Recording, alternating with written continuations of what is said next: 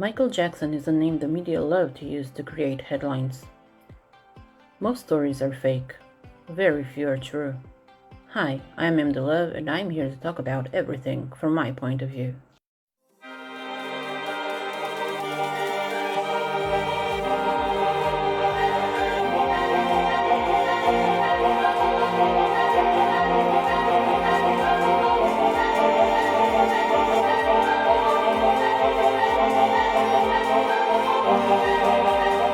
Michael Jackson is known to the public since childhood.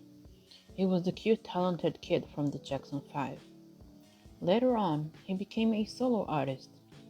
He became a star in a size no one could predict or dream of, maybe except Michael himself. He came out with great music, new dance moves. His performances were like no others. Everyone knew, when you say Michael Jackson, you know you are talking about the greatest entertainer in the world. But besides being a great entertainer and a musical genius, he was also a very smart businessman. And it was starting to show way back in 1985 when MJ bought the A to B catalog, or as we know it, the Beatles catalog. Let's start with a little bit of a background, and then I'll talk about how the media changed its face after Michael made that move. In 1985, a music publisher, ATV, owned the rights to some 4,000 songs, including more than 200 by the Beatles. MJ's lawyer, John Branca, knew that Michael was interested in songs to buy. When Branca learned that the Australian tycoon putting the company up for sale, Branca and Jackson put in a bid. After long, tense negotiation, Jackson finally bought the catalog for $47.5 million. In mid-90s, Michael sold half the catalog to Sony Publishing for $750 million.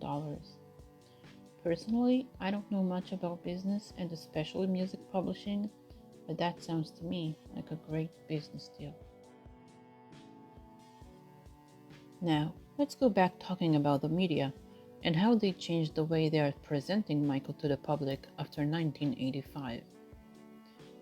Sometime in 1986, this picture of Michael laying in an oxygen hyperbaric chamber was printed with a strange story attached to it.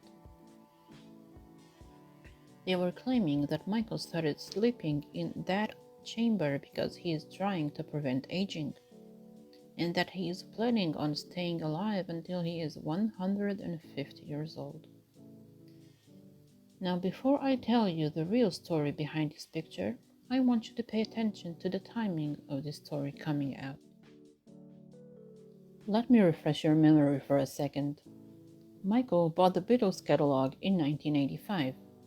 Suddenly, in 1986, he is a weird guy that sleeps in oxygen chambers, trying to live forever. As creative as that story is, it is so far from the truth.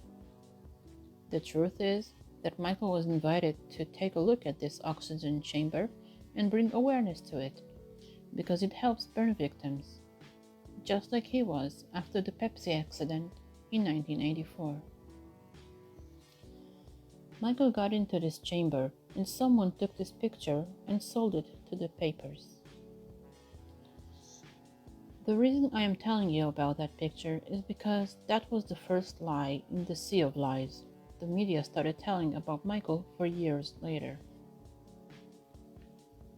Later on, when MJ couldn't hide his vitiligo anymore, they said he is bleaching his skin because he hates his own race. And then they started obsessively talking about his looks, saying he is having plastic surgery on his face to appear white. They continued by spreading gay rumors or saying he is a virgin or not interested in sex at all. When he married Lisa Marie, they said it is a fake marriage and they don't even live together. When his kids came to the world, they said they are not his because they look white. And the lies goes on and on. But I'm getting ahead of myself. The point of this video is to show you when and why everything started to go bad. I'll explain more in the next episode.